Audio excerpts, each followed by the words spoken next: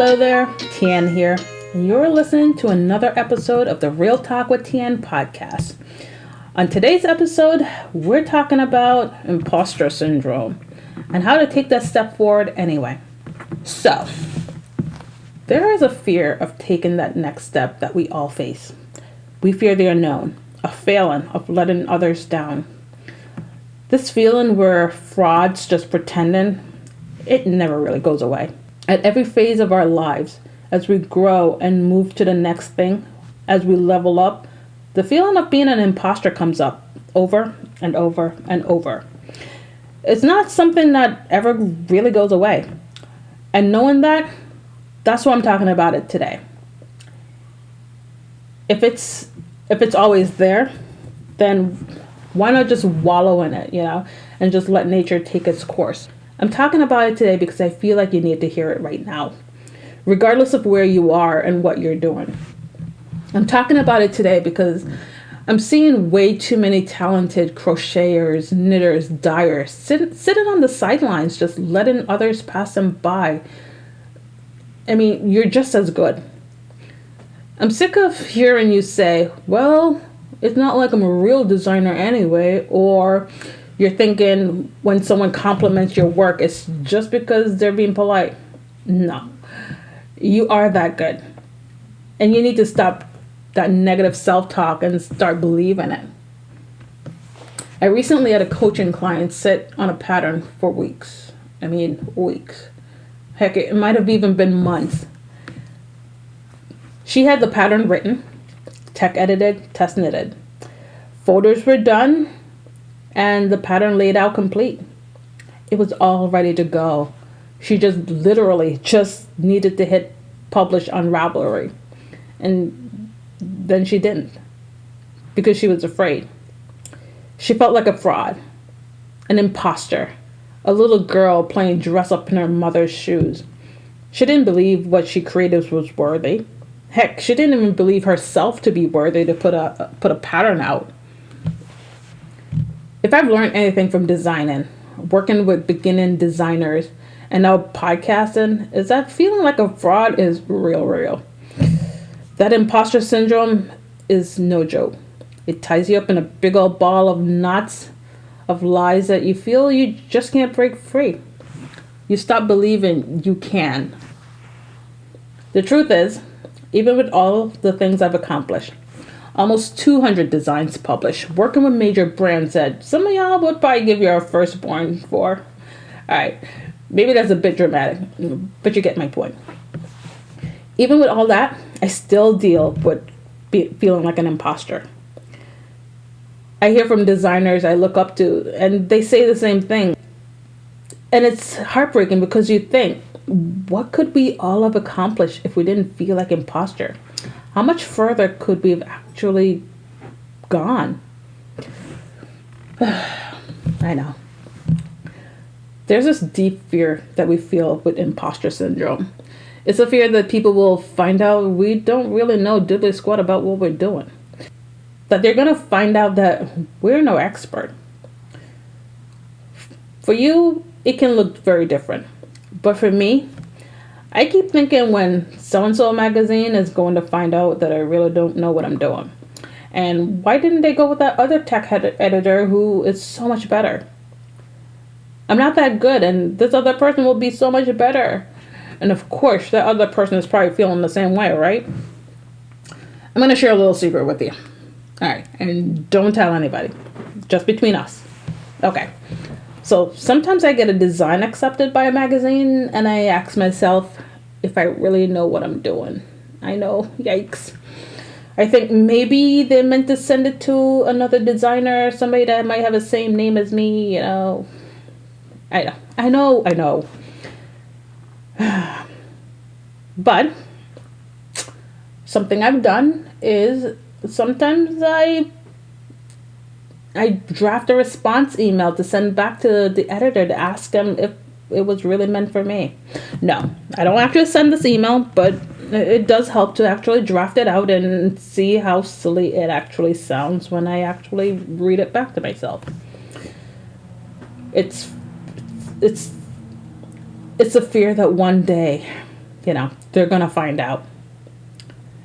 And that's a tough one. Maybe you've had one or all of those thoughts run through your head as well. Maybe those thoughts are holding you back from hitting publish on that pattern you've had sitting on, photographed, tech edited, tested weeks and months ago, but you're just afraid to hit publish. The truth is, those thoughts are going to keep coming up. No matter how far ahead you get in your career, regardless of how much you've achieved, there will be some limited belief that will come up that will hold you back from taking that step, only if you allow it. The trick is to not allow that fear and fraudy feeling to hold you back. The key is to keep that fear, acknowledge it, right? But do that scary, crazy thing anyway. I know. It's easier said than done. So I'm going to share with you the tips and strategy I use, and the very same one I share with my students when they're ready to give up on doing that scary thing before even starting. When they're afraid to hit publish, when they're nervous to share their new design on social media with their friends and family, and when they're afraid to finally submit that design proposal to their top pick magazine. And this is what I've used, and it helps. So trust yourself. Give yourself some grace that you've come this far, not by luck, but by hard work. Remember that you are doing what so many others are too afraid to even attempt. You've already done big things. You've put yourself out there. If you're a tech editor, remember you landed this designer as a client. She trusted you to tech edit her pattern. If you're a designer, remember you've done all the work of getting the pattern tested or tech edited. You've done all the right things. You just now have to kick fear in the butt and take that next step. Fear will always be there. And for everybody, not just you. You just have to trust that you've done that work. You've taken the steps needed, and that you're ready to take that very next step. Even though you're feeling that fear in your heart, now's the time for your head to get in the game and take over. And you just hit publish and press send and do the next thing. A trick I recommend if you're a designer afraid to hit publish, have a friend, a family member, even your cat, hit the publish button for you. Now, side note, when you hit publish, just walk away. Go to the mall, go for a walk. Leave the internet behind and go away for a bit. Trust me, it works.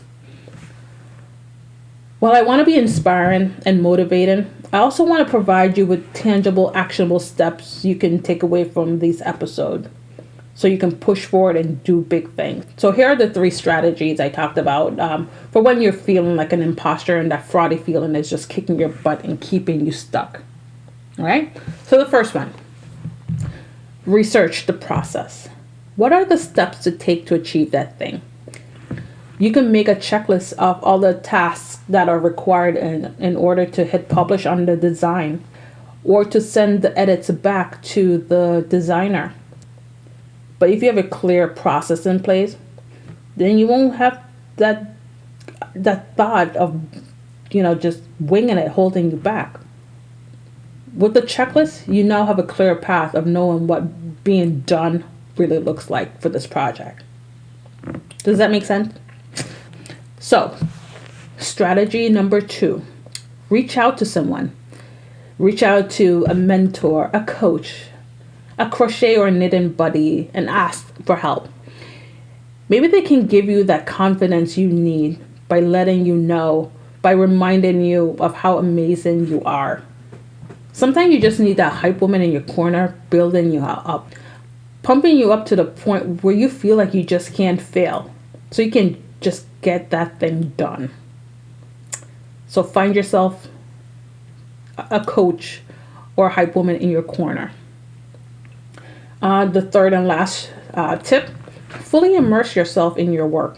Stop being idle so you don't have that extra time to think about not being good enough. Maybe it's not even work that's occupying your brain space, but other activities like going on a date with your partner, going to the amusement park with your teenager and his friends, and doing all those crazy rides that you know are just going to make you sick. But you do those things anyway to occupy your mind.